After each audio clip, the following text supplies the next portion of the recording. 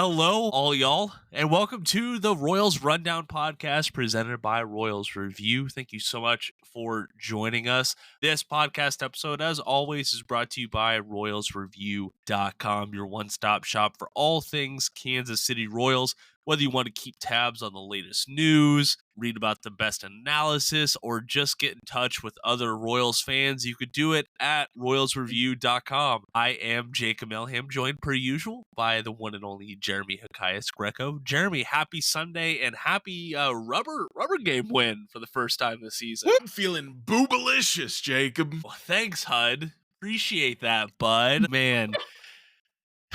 Yeah, that was Rex Hudler has a lot of choice phrases and mannerisms. That was kind of the cherry on today's broadcast. But I get the sentiment because Chris Bubic was absolutely great today against the Baltimore Orioles. Had the question, was it last week or maybe last episode, where the question was asked, is Chris Bubic the second best pitcher on this team? Chris Bubic might be the best pitcher on this team. He is through two turns in the rotation. He's the best starter. He is, and let's go ahead and jump right into it because we are recording this 10 minutes after the last pitch in the Royals 4-1 victory over the Orioles. And yeah, it's amazing that Bobby Witt Jr. was on cycle watch there for the latter half of the game, but it feels like the star of today was Chris Bubic, who not only just had the best start for himself this season, but I would say the best start out of all the starters so far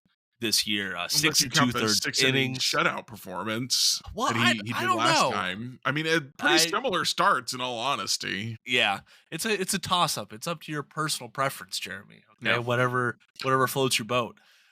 6 2/3 innings, 5 hits, 1 run.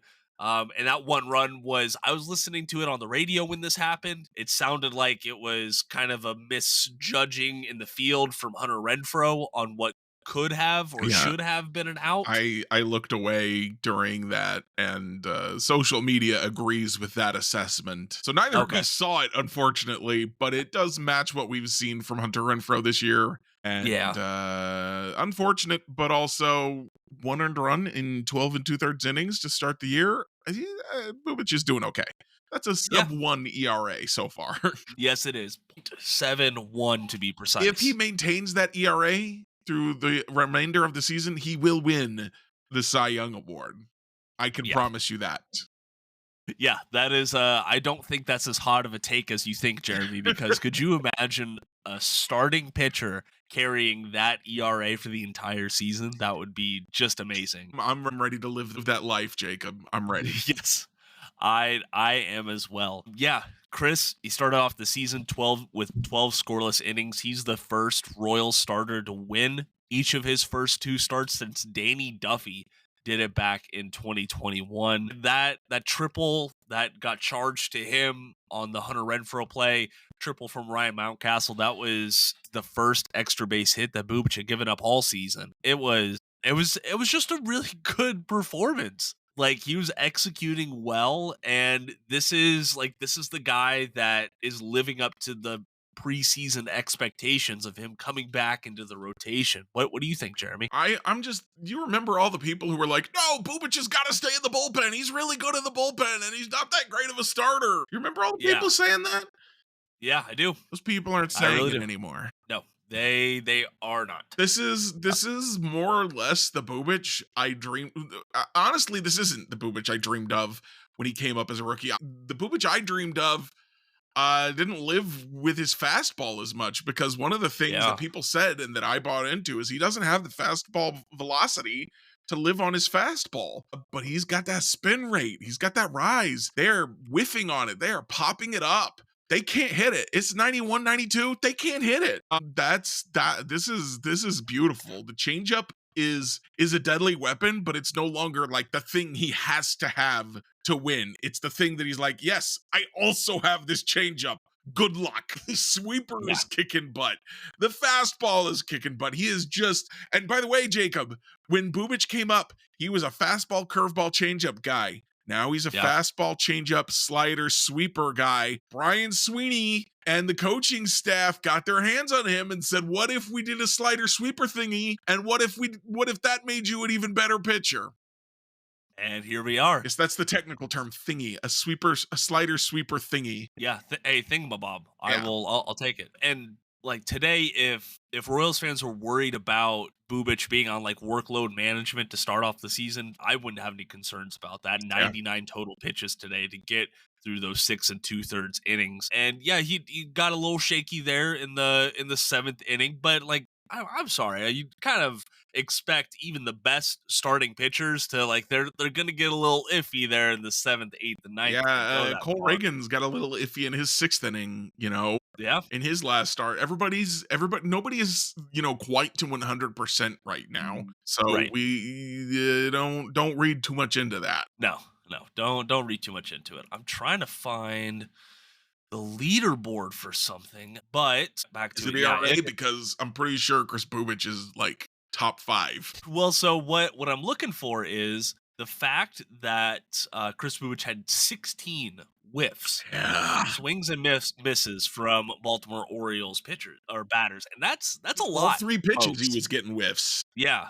So here I know if you don't like numbers, I understand. Don't like but numbers. Why is baseball your sport? Yeah, baseball is a pretty number-centric sport. But yeah, like I said, 16 whiffs compared to the Baltimore Orioles starter, Cade Povich, who didn't pitch a bad game, I don't think. It was a weird game. It Okay, was. when you look at, It and was. we talked about you said it's a good game, and I kind of hesitated for a second because the Royals only scored 4 runs. Yeah. It isn't bad, but it's not great. But they No, did have it's not. 13 hits. Yes, and that's the part I like. Yeah, so they were getting their hits. They just weren't driving guys in after the first 2 innings, which is like, I guess you don't need to because Bubic has got things under control. And maybe you're like, well, last time we kept scoring runs and then we didn't have any left for the rest of the series. And you're like, well, what about the next series? So maybe they were saving some of those runs up for when the Twins come in tomorrow. Hey. But yeah, so it was in one sense, it was a very good offensive day. 13 hits is a good game. But in the other sense, you would like to get more than 4 runs if you get 13 hits. So it was a little bit of a weird game. Cade Povich, yeah, 6. All 13 of those hits were given up by Povich in 6 innings. Didn't walk anybody, didn't give up any home runs, which I think, helped him cover some of that. And then, we had guys, Michael Garcia got picked off. Was that the 6th inning or the 7th inning? I don't remember. I believe it was the 6th, if I recall correctly. And Freddie Fermin ran into an out at second base trying to stretch a single into a double. So that's some of how that happened, but it was just kind of a weird one. It was. Royals going 3 for 10 with runners in scoring position. Not terrible, but you would always hope to see better results there. But what I was saying about Povich is, Povich had 7 whiffs on his stuff today. So Bubic doubling that up is impressive. I mean, he had multiple on all of his pitches, like you said. You know the metric CSW? You heard that one before? Called strikes and whiffs. Yeah, called strikes and whiffs, and it's a percentage, 36%. That's on all of Bubic's pitches. That's what we call elite. It is. That changeup you were talking about, 50% CSW on that alone. That's the thing. That's the thing about Bubic right now is that changeup is deadly. It's always been deadly. Yeah, but he doesn't have to live and die by the changeup right now. The fastball and the sweeper can do some work too, and that just makes the changeup better because now they can't just, okay, I just won't swing at the changeup because I'll hit the other stuff. Well, no, you're not gonna hit the other stuff either. No, exactly. And yeah, I put something out on Blue Sky, and I know you responded to it. I don't think I responded to you, so I apologize. I was about like, that. What the heck, Jacob? Well, because just when I was me on red, come on, man. When I was looking at the game day feed, I was seeing it was one plate appearance, and it was like 90 miles an hour, 89.8, 90.2. Like, I know Bubic isn't known for his velocity, but usually he's sitting up about 92, 93, especially earlier on in starts. Mm-hmm. So to be fair, I was a little worried to start off the game. To that point, a little bit further, the velocity was down on all of his pitches. So I don't know if it was just some opening day nerves and excitement got to him and he was throwing harder on everything in that one. But So something to keep an eye on. I don't think I would be even thinking about it if he wasn't, a couple years removed from Tommy John surgery. So this is, yeah. I loved what we saw from Chris Bubic. Royals fans should as well. I am sure. We had some good analysis on RoyalsReview.com after his last start, Yeah. and I don't know. You brought up something that Rex said during the broadcast. I thought it interesting pregame that Rex said something to the effect of Chris Bubic could be the ace of this staff from the 4 or 5 spot, and that would be absolutely unheard of. But I mean, he's performing like it so far. Yeah. By the way, his fastball velocity as a starter averages closer to 91, 92 than 92, Okay, 93. So all right, just there we go. something, just a little bit of a like, because I went back to like 23, 24, 22 to just be like, because I know he was throwing 93, 94, even sometimes out of the bullpen, but it's going to come down a little bit as a starter probably. Yeah, probably so. But anyway, I don't know if he's the staff ace out of the 4 spot because Cole Reagans is still on this team, and Yeah, Chris Bubic is my favorite, but you gotta love Cole Reagans, right? yeah, I do. So I don't know if he's a staff ace, but if he's your number 4 starter, heck, if he's your number 3 starter, I think right now I would rank him ahead of Michael Wacha, certainly. Michael Yeah, Walker's not had a great first 2 starts, so he's at he least your hasn't. number 3 starter, and he looks good. A lot of He really teams, I think the Brewers would take him certainly as another does. pitcher went on their injured list today.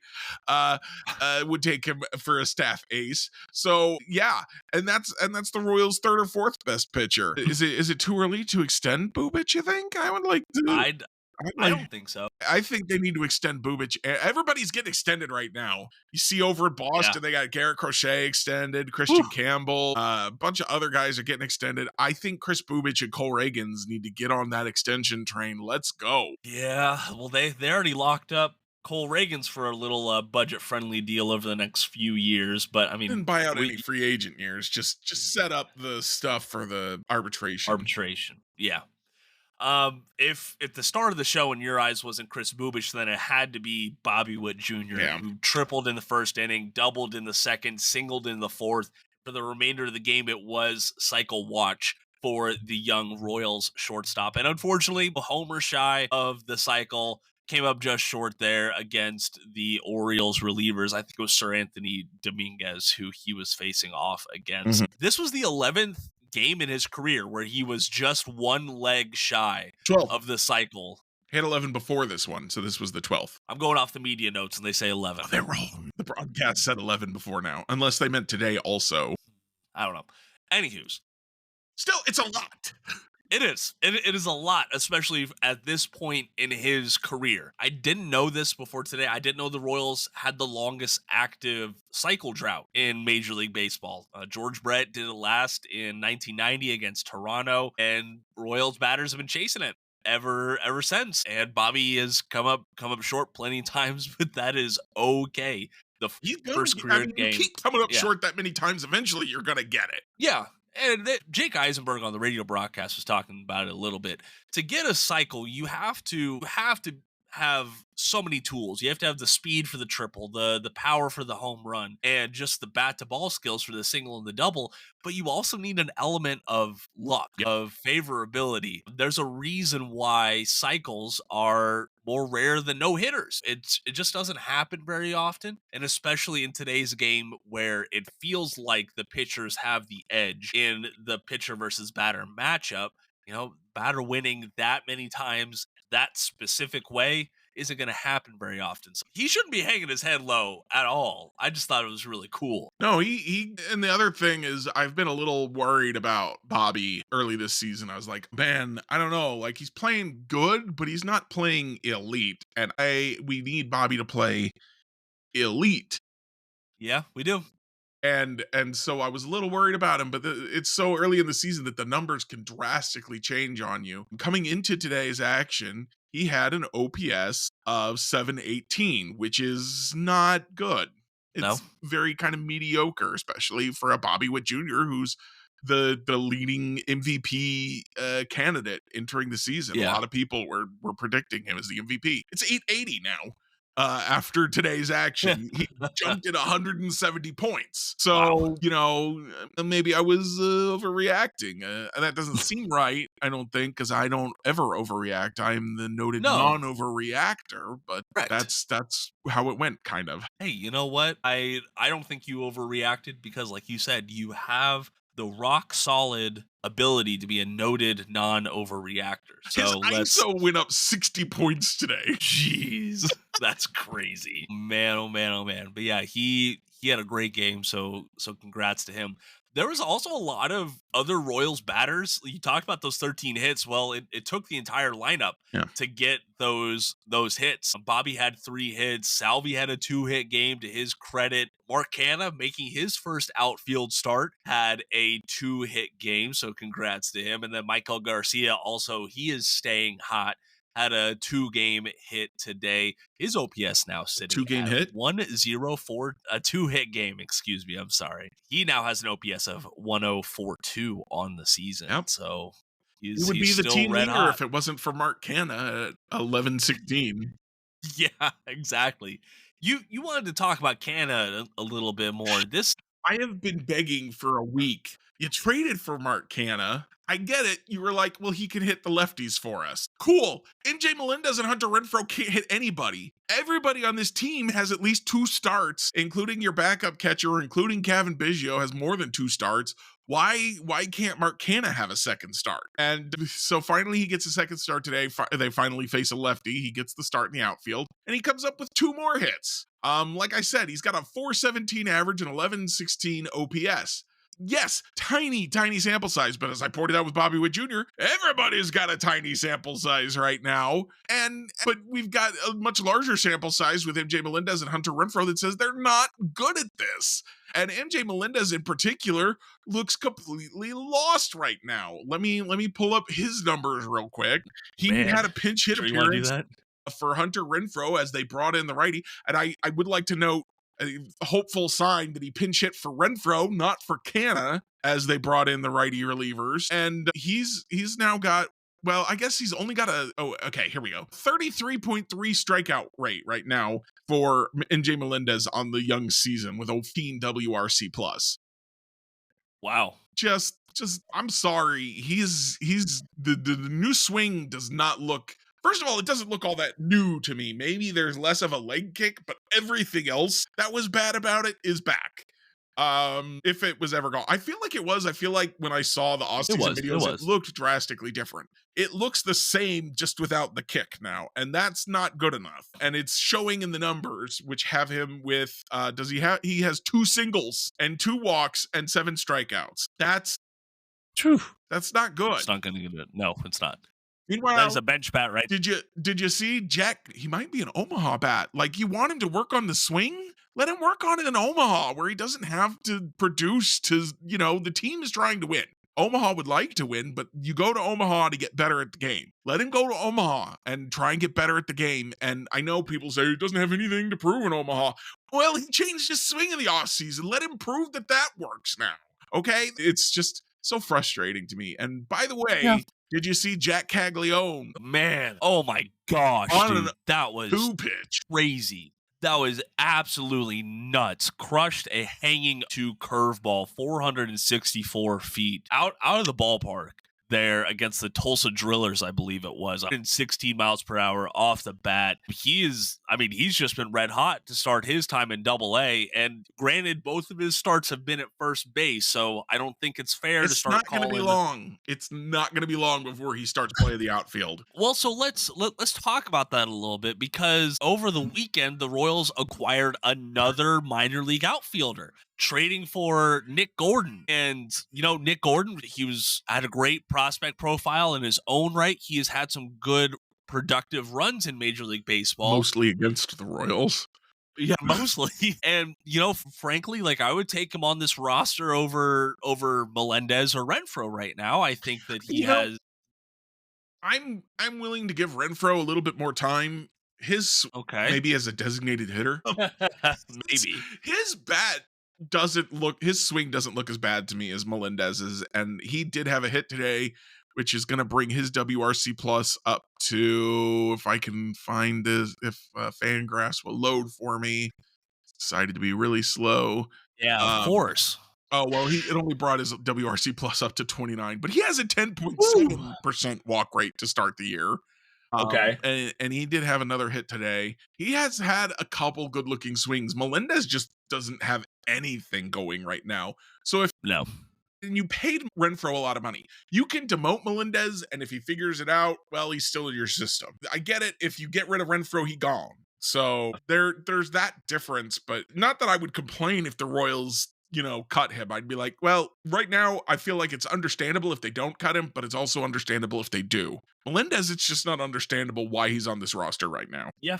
Yeah. All right, moving. Sorry, you were talking about Nick Gordon though, and I completely derailed you. Well, no, that's fine. I want to pull up Nick Gordon's numbers because it was when I saw the news, and I think a lot of fans are right to be confused about like why are we acquiring another outfielder? Super utility player. Yeah, he probably fits more into that super utility role that the Royals would like. Also, the trade pipeline between the Baltimore Orioles and Kansas City Royals remains very strong for some reason. Let's see here. I'm trying to find his career numbers. He's been pretty cold since he left the Minnesota Twins in February 2024. He hit 227 over 95 games with Miami, where he primarily played as a left fielder. Now he can play the infield, he can play the outfield, however the Royals want to deploy him. But the thing is, the Royals have a ton of outfielders who you can make a case for so many of those guys to jump up to the 26-man roster or join the 40-man roster. I can make a case, and I have made a case that will appear on Royals Review tomorrow morning. Well, not anybody I haven't already talked about. Let's do it again because, come on. Yeah, and, now you have Jack Caglione down there who Royals fans are rightfully hoping starts getting some work in the outfield. Well, you're just putting a logjam up ahead of him in AAA Omaha unless you move on from some of those guys. I don't think Gordon means any. I think he's organizational depth. And they traded cash for him. He's a guy that apparently they felt like they didn't have enough versatility in Omaha with Tolbert up in Kansas City, which is a bizarre thing to me. You've still got Nick Lofton down there. Yeah. But they traded cash for him, and I imagine they will cut him as soon as he becomes inconvenient. He's not someone they're counting on at all. No, very true. But I mean, dude, down in Arkansas, they have a couple really hot guys that you're hoping to see in the outfield. Gavin Cross is off to a great start, and he has been playing the outfield for the Naturals. So keep an eye on Double-A. I know, Jeremy, you don't watch Double-A too much. But apparently, no, Double-A is where I'm like, okay, I'm willing to listen now. So I'm fully on this train of thought where the high tier prospects are going to get a lengthier run at Double-A than they do at Triple-A because they face higher talent in Double-A as compared to facing off against these Quad A sort of guys in Triple-A. And I think that applies to all organizations. Yeah, it's a weird kind of shift that's happened over the last few years where the AAA, instead of being your top tier prospects, has become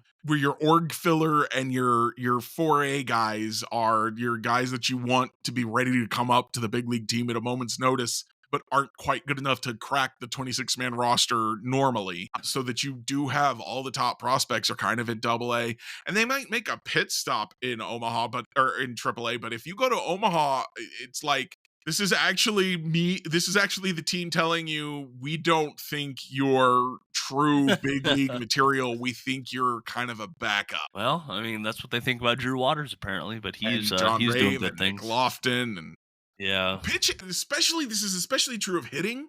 I think pitchers go up there because, hey, a 4A hitter is still like an experienced hitter. Like, we want, if you can pitch to a 4A hitter, that's a guy that's going to work you a little bit harder than maybe even a top prospect is in a lot of ways, because he's got just more experience. That's true. That's a good point that I didn't think about. Hey, speaking of Tolbert, Noah is a real prospect, is what I'm trying to tell you.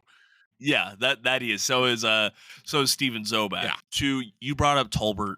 earlier on. I don't think we've spoke about him. He's just been great. 4 for 4 in his steal attempts in his first 5 games. First Kansas City Royal ever to record 4 steals in his first 5 career games, and the first player in Major League Baseball to do it since former Royal Billy Hamilton did it in 2013. I mean, he's just been a great weapon to come in and pinch run. And I don't know. He's looking like a Dairon Blanco at worst. You know what I mean? Yeah. Dairon Blanco is watching his career evaporate kind of in front of his eyes because Tolbert appears to have the same speed opportunities, but Tolbert also has positional versatility and defensive abilities that Yeah. Blanco does not have. Now, the one thing that Blanco might have over Tolbert is that Blanco can hit a little bit. He can. In 23, he had a 107 WRC plus. Last year, he had a 94 WRC plus. Now his bats were extremely limited both years, but he could hit a little bit. So Tolbert, if he really wants to secure that spot over Dairon Blanco, he's going to have to hit a little bit. Yeah, he is. Does not yet have a hit. I do think he has a good-looking swing, but he doesn't have a hit yet. Yeah, gotta get that to actually be a viable player. I think that's kind of the difference, and I'm probably mixing them up, but I remember the Royals having Gerard Dyson and Terrence Gore at the same time on the bench. And correct me if I'm wrong, I think it was Dyson who got more regular playing time because he could hit much better than Gore could, even though Gore looked like a great base stealer. Dyson was like a 3rd-and-a-half outfielder. He was a little bit better than a fourth outfielder, but he wasn't quite a starting outfielder. Gotcha. Terrence Gore could run. He could not hit. Yeah. He could not field, but he could run. Let's see here. I was trying to see if I could find the dang. So unfortunately, here's an odd thing. Baseball Savant does not have a sprint speed yet on Tyler Tolbert. Even when you remove all like the qualified filters, they measure the sprint speed from home to first, and he doesn't have a lot of home to first. He's got like 3 home to first shots right now, or something like that. Yeah, that's true.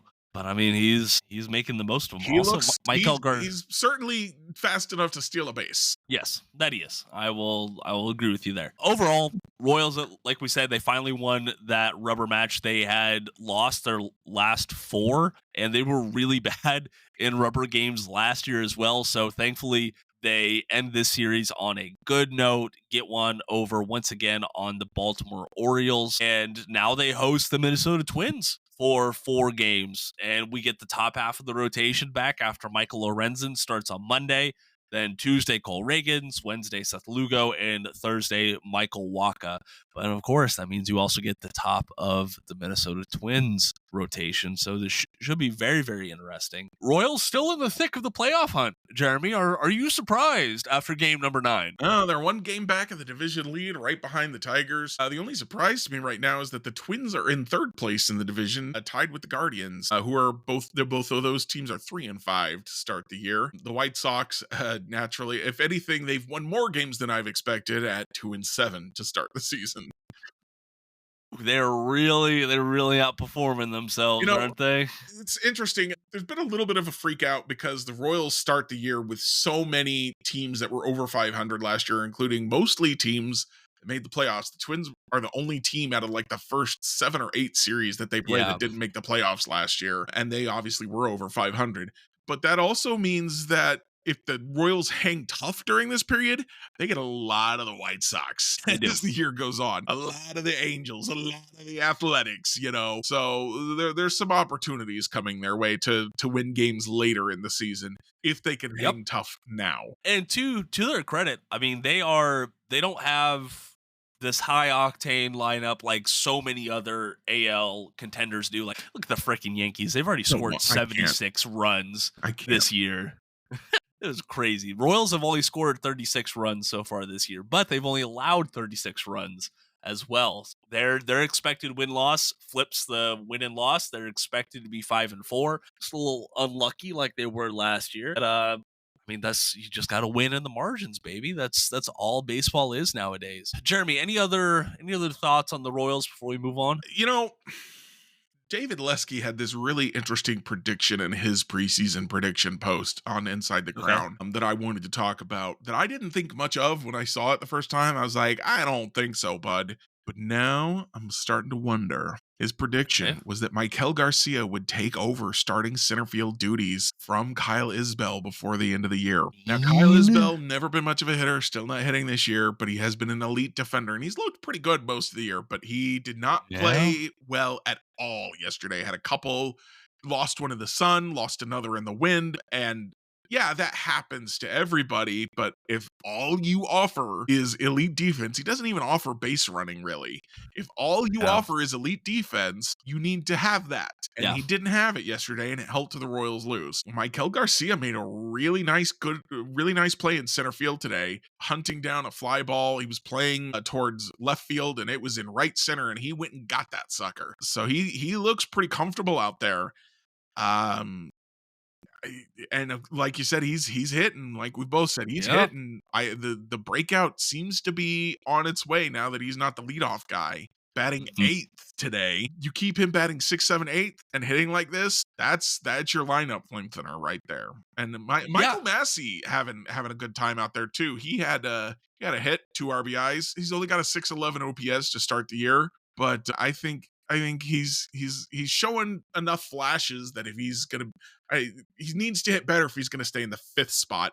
But if he wants to hit Yeah. 6, 7, 8, I think he'll be okay there too. Agreed. Agreed. Yeah, Michael Massey reaching base safely in 8 of his 9 games this season. I mean, it's he was somewhat streaky last year. Like, I don't think it was, peaks and valleys, but there was definitely like fluctuations in his performance last year. Mhm. I get it, he had some of the injury concerns, and he's still growing as a major league player, but yeah, it is refreshing and encouraging when we have games like this and we see the Royals lineup go deep. It goes beyond Bobby, Vinny, and Salvi. It goes to the Mark Cannas, the Michael Garcias, the Michael Masseys. And like that's the difference between winning and losing teams is okay, well, if we can get these 3 guys out, well then we got, 6 free outs coming up after them. Right. That's how the Royals were at points last year. And That's now kind of it how doesn't they've feel looked like early that. this year is the days when Yeah,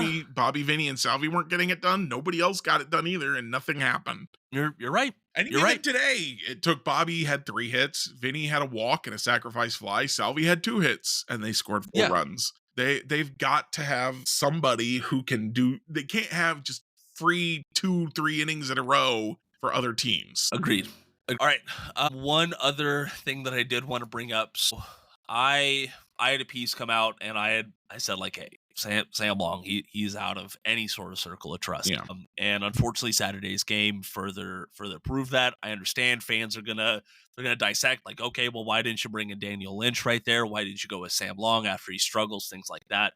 To that point, though, something that casual fans don't recognize is even though people like Jalen Thompson, people like Annie Rogers have access to the clubhouse, they don't have to twist players' arms and say, hey, give me a quote right now. Tell me what you're feeling after you just blew this game. They don't have to do that. But Sam stood with the media after Saturday night's game, gave his thoughts. I think that's in a minor way commendable. It shows, some maturity and some mental fortitude. I don't know how long he's going to be on this roster. I really don't.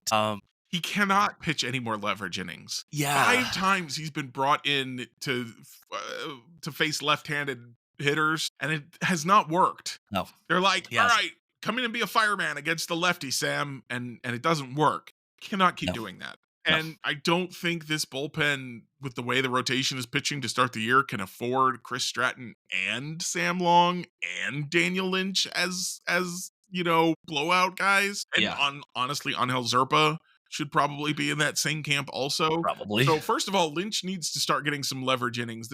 When I wrote my recap for yesterday, I put as an honorable mention as a loser was Daniel Lynch, because why with a scoreless innings streak that's approaching franchise records, can he not pitch in the game until after Sam Long and Chris Stratton have made sure it's not winnable? What's up Yeah. with that? That doesn't make sense to me. No, and it doesn't. So they need to fix that. And then probably I would, if it were up to me, and it's not up to me, I would cut Stratton and I would have Long be the last guy out of the bullpen right now until he can find something. If he can find something. And he may also have to go.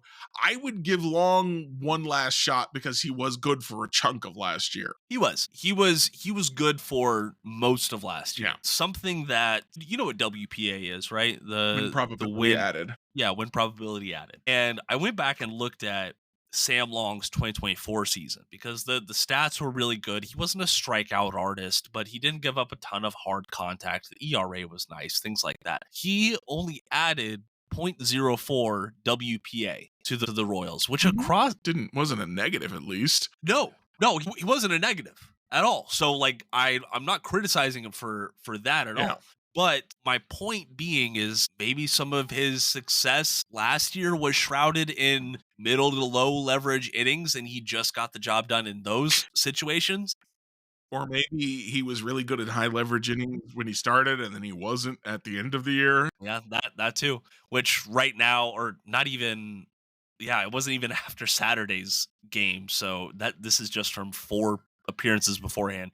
He's already worth like negative 0.76 UPA this season. Like that is just absolutely got 5 appearances and I believe 5 meltdowns. It's at least 4. At the very least 4. I want to say it's 4. Shutdowns and meltdowns are one of my favorite stats that tells you a little. It kind of tries to approximate like what does a good relief pitcher look like? Because saves and holds don't tell the whole story. Wins certainly don't. So it's based on win probability added. If you come in a tight situation and you get out of it, that's a shutdown because it's high win probability added. And if you come in a situation and you blow it and things get like if you come in a bad situation and you give up 5 more runs, it's not a meltdown because the game was already out of control. If you come in a close situation and you give up those runs, that's a meltdown.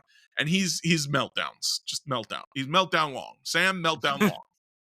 Dang, that's tough. Hey, speaking of saves and holds, Hunter Harvey got his second hold of the season. Lucas Ursek got his third hold. Go ahead. I look stupid for this offseason being like, Hunter Harvey for Starling Marte? Sure, why not? Man, Hunter Harvey looks really good. 13 for 13. He is not allowed a base runner yet in 2025. He looks like pretty impressive. A completely different pitcher from what he looked like when he got to Kansas City last year, which makes me right about something else, I think, which is that I said he was hurt the whole dang time he was in Kansas City. They were like, oh no, he was healthy, but then he got hurt, and then he got healthy again, and then he got hurt again. I said, no, he was hurt the whole time. Yeah, that's what it seems like. He looks drastically different, so I think he was hurt the whole time. Yep, that makes sense. So I was wrong about one thing, but I was right about another. It all balances out, like all things should be. Okay, and then also, Carlos Estevez getting his second save in a Royals uniform. So I mean, this is all full circle from Bubic back to those 3. But like this feels like one of those games that you would see from the better days of the Royals. You would have a starter go, 6+ innings, and then 3 guys coming out of the bullpen and just locking it down. That's the formula. It's still the formula. It was the formula in 2014. It was the formula in 2015. It's still the formula. Just need the starters to start going those 6+ innings. Yeah, that's the tough as Rex part. Hudler said, he will shut it down. HEE, he will shut it down. You know what?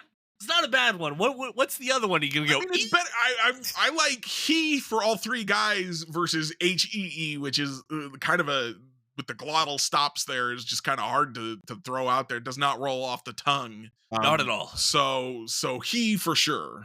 I'm down for. Well, he today, no hits allowed, no earned runs allowed, no walks surrendered, and 4 strikeouts between the 3 of them. So just good production from them all around today. Jeremy, that's all I got Royals related for today's episode. Do you have anything else? Nope. Let's do it. All right, so let's go ahead and get on to today's Royals reviews. I'll start off with this one with the soapbox. Don't worry, it's not political or anything like that. It still has to do with baseball. So the Pittsburgh Pirates, they have not had a good reputation from an ownership standpoint. All MLB owners kind of are the villain in many fans' stories, but the Pirates are even more so despicable. Bob Nutting. Yes, Bob Nutting does not have a great name at all. Anywho's, He's nutting it. yeah, he is. Sorry, so many jokes I got to keep inside my little noggin here. So the Pittsburgh Pirates, one of their most storied players, probably the most storied players, is Roberto Clemente, who just broke so many barriers in baseball. A guy that baseball players today, coaches today, executives today still credit so many tone setting and culture setting things about baseball as a whole to Roberto Clemente. And one way that they remembered him was they had his number and like a nice little logo for it on the right outfield wall to commemorate him and what he did. Mhm. It came out this week that they replaced that with an advertisement. Gross. That's Yeah, disgusting, honestly. I think it was for some local beer that they replaced it with. That doesn't It's make been it out there. better. Yeah, Surfside. That's what it's called. The sign had been out there since 2022. It's not like a decades old thing, but it's still very important to, highlight Clemente out there. It's 21 feet high. It's got his number. They put that there for him. Yeah. And they removed it. It took his family coming out and saying something and there being a massive negative backlash for the Pirates to announce that they're adding it back. Thankfully, it wasn't gone for very long, but the fact that it was gone at all, I find is frustrating. But Yeah. for some reason, the Pirates feel like they gotta crimp corners where they can when it comes to financial. And I guess that Surfside ad was just the difference in being in the red or the black. So, Jeremy, on to you. So I have a baseball review also. Apparently we're just watching a lot of baseball right now. I can't Yeah, imagine man. why. I wonder what's so strange. So we had a new closer celebration that we had the broadcast team unleash today. The Kamehameha, because apparently Yeah. that is Carlos Estevez's celebration that he does. And I love it. I love it. Let's bring more anime. And they said freaking Dragon Ball Z on the air. Ryan Lefevre spoke those words, and my life was a little bit better because of it. I'm super excited. Like I don't that alone sells me on this Estevez signing. Is just like, yeah, all right, Dragon Ball. Dragon Ball's not even Perfect. my favorite anime, but I dig it. Yeah. Hey, well, we always love those intersections of culture like that. Have you seen those anime baseball hero ads that they've I been have. running? I have. love Those are that. nice. I can't wait Yeah, to those are nice. like. I know they've started with 5 guys, but Mhm. they've got like the backs of other guys, and they're like, there's more to come. So I'm hoping we get to see a little Bobby Witt superhero anime action at some point. Yeah, that'd be really cool. If you're missing what we're talking about, go check it out on MLB.com. I wouldn't even do it justice trying to describe it. So go give it a watch. It's worth it if you're a baseball fan. Alrighty, folks. Well, that is going to do it for today's Royals Rundown podcast. We appreciate you sticking around with us. Again, if you're not following or subscribing to us, what are you doing? All right, you can go fix that real quick. Make sure you never miss an episode of the Royals Rundown podcast. We would greatly appreciate it, and other Kansas City Royals fans would appreciate it as well. I am Jacob Milham. There, Jeremy Greco. Thank you so much for joining us, and until next time, go Royals. Ooh, delicious.